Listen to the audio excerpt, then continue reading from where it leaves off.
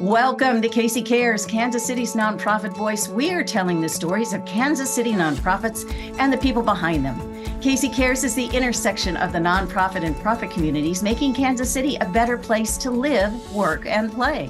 This Casey Cares segment is brought to you by the Ewing Marion Kaufman Foundation, www.kaufman.org. I'm your host, Ruth Baum-Biggis. Kansas City loves our sports teams, especially our Super Bowl champions, the Kansas City Chiefs. We love to cheer on our guys to bring home victory each week during the season, hoping to return to the big one, the Super Bowl. But a number of players are giving in other ways beyond the gridiron, including our guest today. You know him as Chiefs wide receiver Cornell Powell, number 14, who's in his fourth season after being drafted in the fifth round out of Clemson. There's much more to Cornell, who hails from Greenville, North Carolina, and he's giving back through his foundation, the Powell Project. Welcome. It's great to be able to catch up with you. Thank you for having me, Ms. Ruth. Thank you so much. You bet. Well, in full disclosure, let's tell our audience how we first met. Okay. Outside the locker room. Yeah, we did. And it was awesome. It was awesome. Yeah. And you were starting to tell me about the charitable work that you are doing. But before we go down that, I know folks would like to know a little bit more about Cornell, the person. Okay. Would you share with us a little bit about growing up? Yeah, absolutely. So I grew up in Greenville, North Carolina, born and raised. All my family is still there. And then from there, I went to Clemson, where I met my beautiful wife. We've been married for 2 years now. And then I was drafted in 2021 to the Kansas City Chiefs. Throughout Clemson, I ended up winning 2 national championships. Got here. Now we have just won our second Super Bowl champion. So I feel like, God has been amazing. My last couple of years have been like unimaginable. And I know it's all because of God and, his plan for me and just my belief in him. And I can have no complaints at all, man. I'm blessed extremely. Well, let's go back a little bit to growing up in Greenville. Now, siblings, family, can you share a little bit about what life was like for you before the days of the Super Bowl champion? Oh, so growing up, it was just me and my mom, my brother. We had, man, and it was awesome though. We bonded, we got close, and the city, the community really like wrapped their arms around us. Growing up, going to camps and stuff like that, they would support it any way they could. Every time though, it was every time. Could always rely on them, and that's why I feel like it's so important for me to give back to them because they like just wrap their arms around me and my mom and my brother and just help me excel to where I am today. I ran into so many father figures, so many people who have like personally like just reached out and reached up and helped me reach up. And, I wouldn't be where I am today without them, without my whole community from the time I started playing football when I was 5 years old. And so that's why it means so much to me to just give back to them every way I can and open up a lot of resources that I didn't necessarily have that I have now. And, that's my goal. That's my mission. 5 years old, you were already playing football. Oh, my goodness. Yeah, I was made for it. What was growing up like for you with a single mom and a brother? Brother is younger or older? He's older than me. He's 6 years older than me. What was that like for your family? It was awesome, man. We had dinner together. We did everything. My brother played sports throughout high school as well. And then I took over and played all throughout high school. So, we was a family who supported each other. Even when he was in high school playing, we would travel every road game he'd have. We'd be there, right there supporting him. And my mom, man, she's just a superhero. She works at ECU. She's been there going on 20 years now. So she's worked there all my life. She always, made sure we had what we needed and what we wanted. And, for that, I'm blessed. And she did miracles. So, it was awesome. Well, always a shout out to moms who are there for us. That's for sure. So you go off to college, you play at Clemson. That is a big, big program. It is. Can you describe a little bit, not only the football side, but maybe the other side and how the community embraced its players and how you Oh man, engage you go to there. Clemson University, it's like family from the day that you step on campus. They welcome you with open arms. They know everything about you. People walk up to you randomly. You know, everybody's proud. Everybody's watching. And that's why every game we try to go out there and make sure that we left it all on the line for them, because during those years, I went to Clemson for 5 years, and every year, like, it was just like more and more love and more support. And that goes a long way, especially a lot of guys are from out of town, they're not from there, you don't have that family atmosphere anymore. But when you was at Clemson, you knew that everybody had you, and if you ever needed anything, you could ask anybody. You never met a stranger, and it was definitely a family-like atmosphere there. Were there role models for you in college? And if so, who were they and what did they model for you?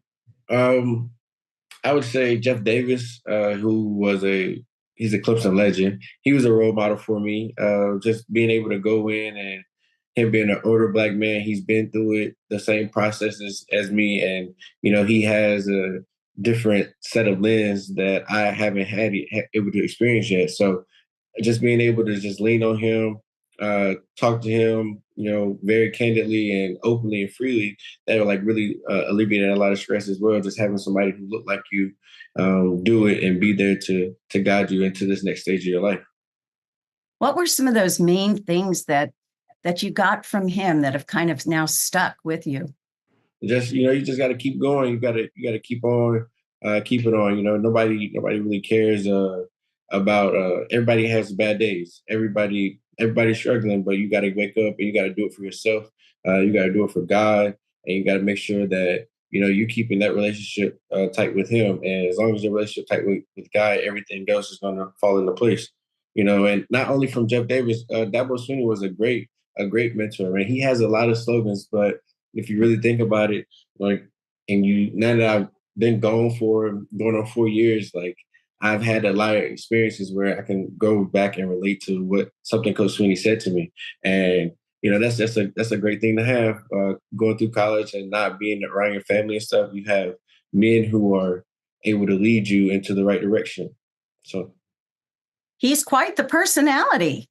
he is. He's a hoot. He's a hoot for sure. But he's a great man. He's a man. He was a man of God. He's a family man, and he came in and he treated me just like a son, through every adversity, every situation that ever came about. He was always right there, not only to criticize, but to motivate me and to encourage me to do things the right way. So Now, when you were playing at Clemson, was there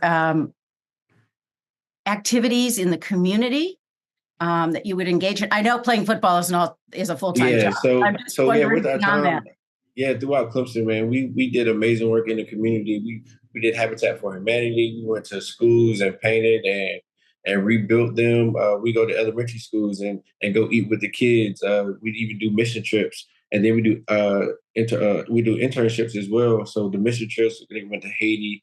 The the mission trips, we went to Haiti, and then the internship, we had it all over 100 options for just getting real world experience. Unfortunately, everybody doesn't make it to the NFL, and college is their last step. You got to end at some point. So they open doorways and pathways to different things outside of football. We had financial literacy come in and stuff. So it was a great experience at Clemson. Now, did you go to Haiti on one of these I trips? did not go to Haiti. I did not go to Haiti. I didn't do a mission trip, but I did the internships, and I was at the schools and in the community, painting houses, building houses, and rebuilding schools and stuff like that. We even had a peace. We held a peaceful protest back home at Clemson, and it was an amazing event. And that was probably one of my greatest accomplishments at Clemson, hosting that. Like I spearheaded that, and it was my idea, and it turned out so amazing. The pictures from it are beautiful, but the movement was even more powerful. So it was definitely dope. Oh, tell us a little more about that. That's so So interesting. You're busy being a player and you're moving this whole big event forward. yeah, playing at a big university like Clemson, people don't understand that. Like you still deal with real world situations as well, and it was a situation that was worldwide and during that time. And me and a couple of my guys, we really was like, man, we feel like we need to be heard. We need to push this message. And we got together and we did it. The whole university, the whole campus, the whole community. They all got on board with it, and it was amazing.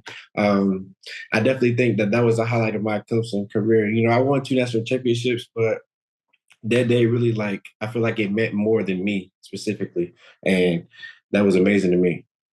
What kind of things did you do at this peaceful So rally we, or we we we protest? talked, man. We had a talk. We had a moment of silence. We had a reflection. We just united, and we linked arms. We had people. We had a song, and we just came together as a whole community, and it was very beautiful. And then we had a march throughout the campus, and the president was on board with it. Coach Sweeney was on board with it. Everything. It was amazing.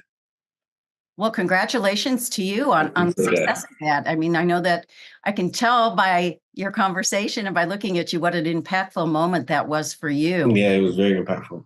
So you move forward, you're in your early 20s, Mm-hmm. you're on that big draft day, and your name gets called.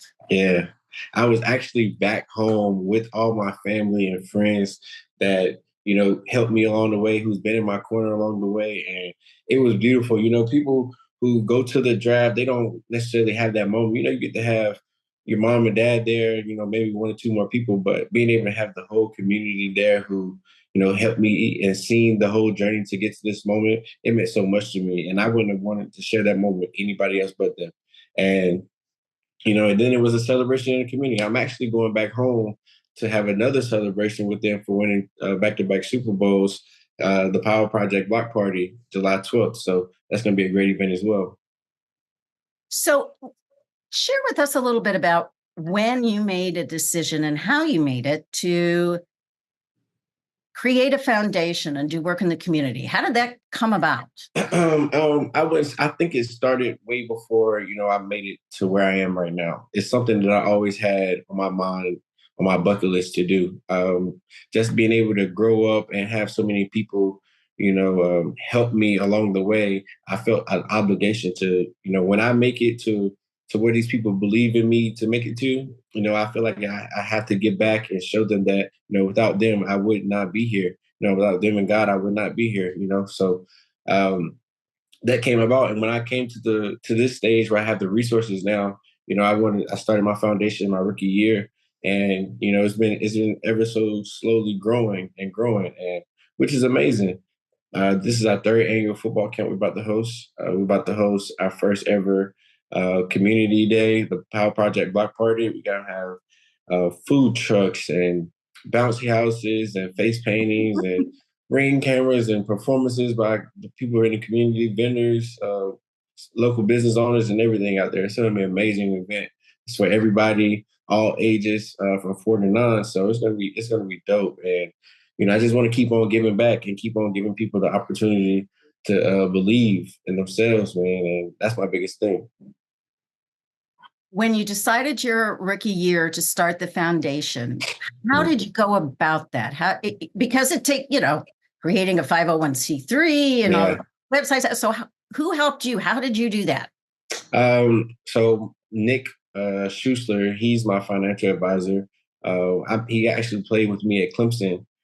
He played quarterback, and we overlapped 1 year, I believe, the year that we won a national championship in 2016. So, we are good friends. He went that direction. I made it to the NFL, and when it was time, I knew I had someone that I could trust who would not take advantage of me, who would, say only want the best for me. And so he helped me with it. We created it, him and my agent at the time, Eloy, out of Florida. And, I had to hire the right people, and that's the resources that, a lot of people don't have access to, being able to meet the right people and so they could push your vision forward. And, I met them fortunately, and I hired them and we got started. And it's been amazing since then. We're talking with Cornell Powell. He is the wide receiver with the Kansas City Chiefs that wears number 14. Mm-hmm. And we're talking about your philanthropic efforts. So you start this, you had good people around you. How important is that? I feel like that's half the battle. That is half the battle. Your vision, your ideas is cool, but you got to get it to the right people with good intentions, who has a good heart, who also believes in what you believe in. I don't think you should have anybody working for you who don't believe in what you believe in, because then it's always going to be a mix up or a mishap somewhere along the way. But I think having the right circle, meeting the right people, it's all about who you know and just, who you can connect with. And you never know who you might meet. You never know who's watching. So that's what I think. Absolutely. So you got this started, you got it off on the right foot with financial advice, with an agent who knew kind of the game off the field. Right. How did you decide what you were going to focus on? There's so many good causes out there. So what was it for you? I think you have to focus on things that are near and dear to your heart. And my three pillars of my foundation are, well, that we like focus on and like give to are breast cancer, uh, autism, and then just in the inner city things, inner city beings. So anything that has to do with communities, as far as camps, leadership programs, community events, or whatever. Just making sure that I'm trying to improve my community back home as much as possible. So those three things are near and dear to my heart, and I feel like that's what you have to start with. You can't um, fully commit to something that you don't believe in or that hasn't personally impacted you. I don't feel like, and you just care about it more. And those are why I chose those three topics. Okay, why breast cancer then? What's the So backstory? So the backstory is my grandmother has breast cancer. She beat it, came back, she beat it again, and now she's living, still going, still supporting, still following me every step of the way. My grandmother, Iceline Woolard, and so she's my lady. And then my school mom that I met at J.H. Rose High School, unfortunately, she passed from breast cancer, but you can ask anybody who's ever been to J.H. Rose High School. You'll never meet a sweeter lady. Miss Elizabeth Upton. She's a school mom to everyone. Helped me through many situations. Being a high school student, emotions are all over the place. She was somewhere where I could go into her office and just feel like I escaped from the world. And so those two ladies are the reason why I jumped into the breast cancer bandwagon, and it's just so near dear to my heart. Even growing up doing the race for walk and for the breast cancer and stuff like that. It's just always been something that's important to me. So that's the backstory. Well, and now part of it we'll share because we'll put it out on our social media is you had a fancy pair of shoes this last season, I believe. Yeah, I did I that. So I did. So we do my cause, my cleats for breast cancer. Well, for breast cancer month. That's the company that I partnered with. This year I partnered with Susan G. Komen, and it was absolutely awesome to be able to put my vision onto a pair of cleats and then donate them and just raise money for Susan G. Komen. It's so awesome that we can, cohabitate football and breast cancer and push the message forward. And I'm going to do everything I can to keep getting that message out. they're pretty snazzy shoes. We'll be sure to Yeah. share those. Those were great. Yeah, the pictures are awesome. The pictures are awesome. Unfortunately, I don't have them right now, but when I get my hands on them, I would definitely give them to my grandmother. That'll be a special moment. Then you said one of the other areas is autism. Why does that Yeah. resonate for you? So my first cousin, his name is Malik Miller. He has autism, and he's high functioning autistic. So he knows everything. But just seeing his life and mine, we grew up in the same house, my grandmother's house, after school with him every day, going to school with him every day.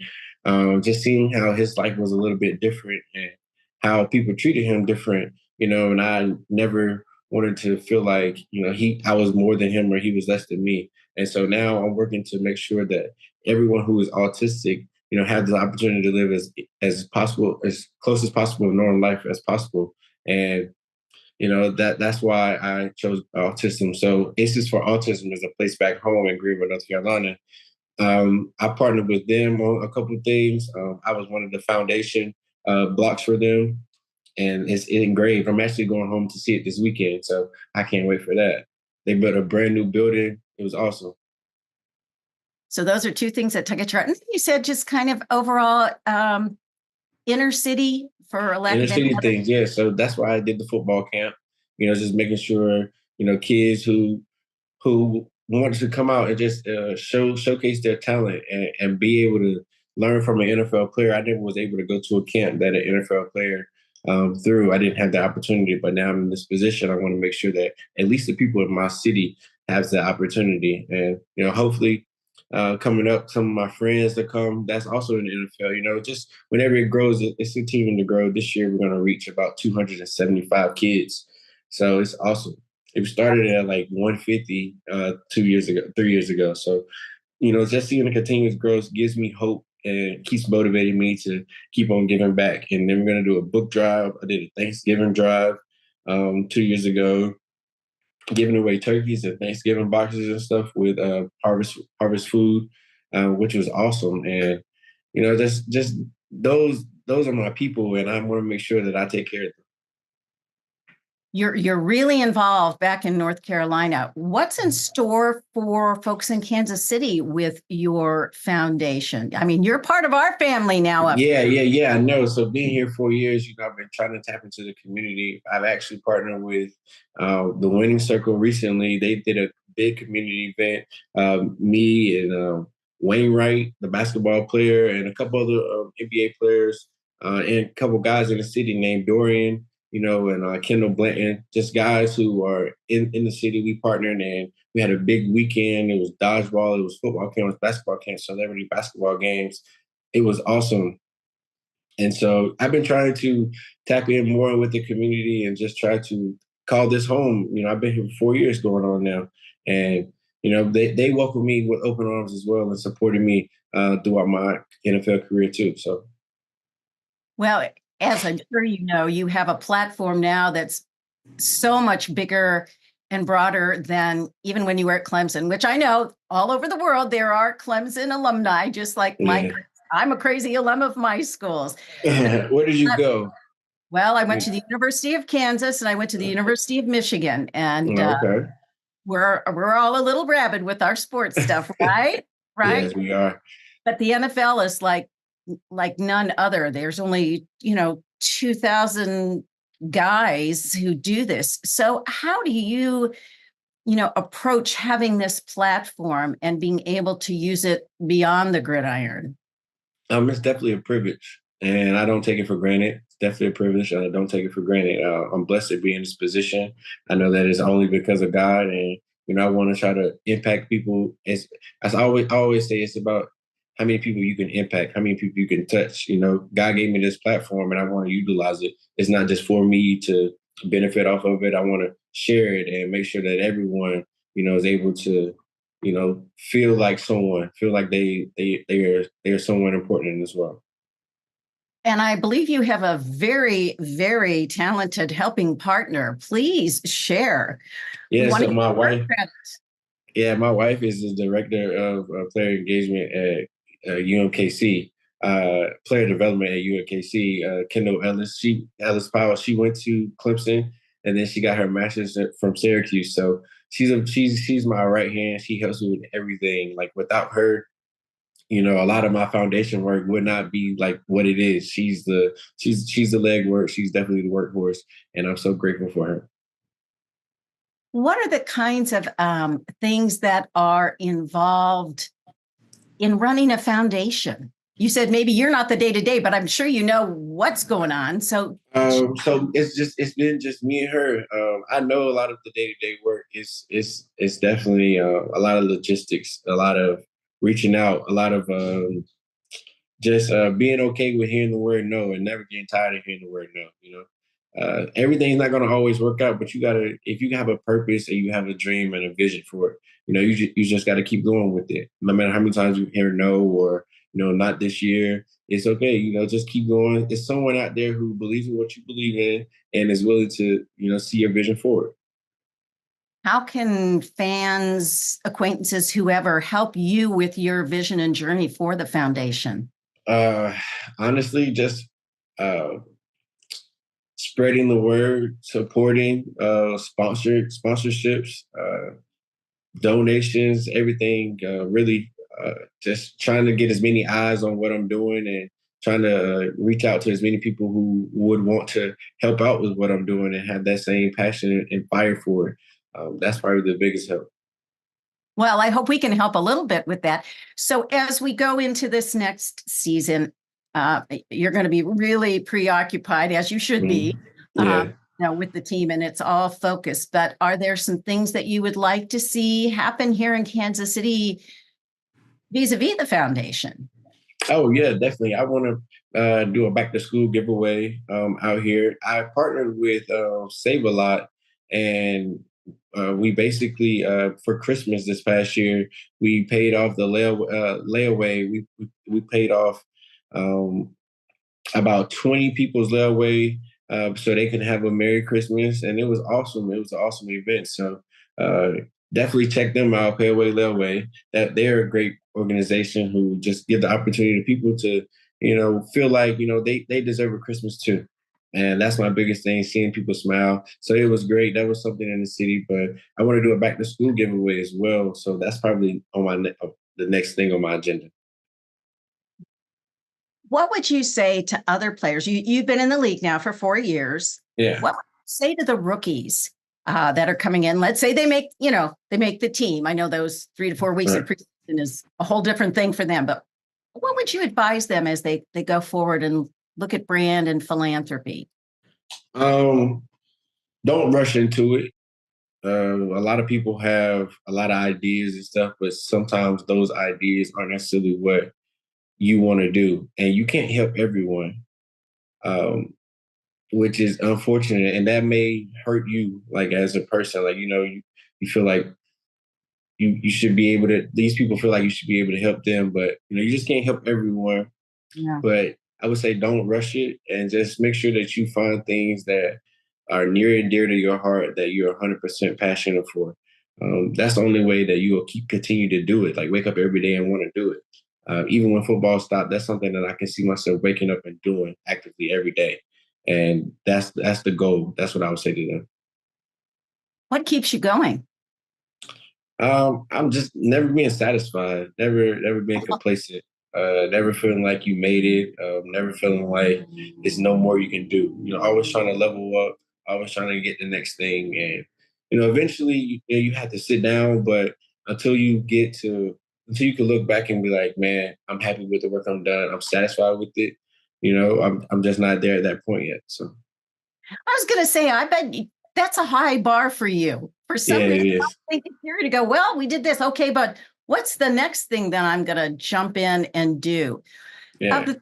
Of the things that you've done so far with your foundation and your philanthropic stuff, is there any one story or situation that really stands out for you that makes you go, yeah, we hit it. We got it over the goal line? I'll give you 2. One would be my first camp. The first year I did the camp. I actually cried in the car with my wife after it, because you just like that sense of that like you did a great thing, and so many people like enjoyed it, had fun with it, and are talking about it, and you just touched so many people's lives. And then we were able to give all of our leftover food to the homeless shelter. So it just like was a continuous like blessing to be able to bless others. That's a blessing. And that moment right there, I'll never forget that moment. And then the second one would be this past year, the Pay Away Layaway. It was just great to see people who I don't even know, just have so much gratitude for what I did, and I was able to put a smile on their face. And just simply because it's like I have resources to help you with that, and that's what it's all about: helping people who look like me, who never would have had this opportunity to do certain things, and being able to do that. That was so awesome. And, they embraced me with hugs and just tears, and like, it really, it breaks you, but, like it's more that you can do, always more you can do. Cornell, thank you for spending time with us. I just appreciate it, because I know life gets busy, and wanted to share with our listeners and our audience the kinds of things that you are doing, so they know about it, can get behind you, and, just help you succeed both off the field, as we know you will on. So thank you for your time. Thank you so much. I appreciate you having me on and wanted to hear my story. Thank you for joining us for KC Cares, Kansas City's nonprofit voice. We're produced by Charitable Communications, which is a nonprofit. This KC Cares segment was brought to you by the Ewing Marion Kaufman Foundation. www.kaufman.org. If you'd like to be a guest on KC Cares like Cornell, you can go to our website at kccaresonline.org and spread the love. You'll find us on Facebook and Twitter at KC Cares Radio and on Instagram at KC Cares Online. And don't forget, Saturday mornings at 8 o'clock, you can catch us at 8 a.m. at ESPN 1510 AM and 94.5 FM. Thank you for joining us on KC Cares.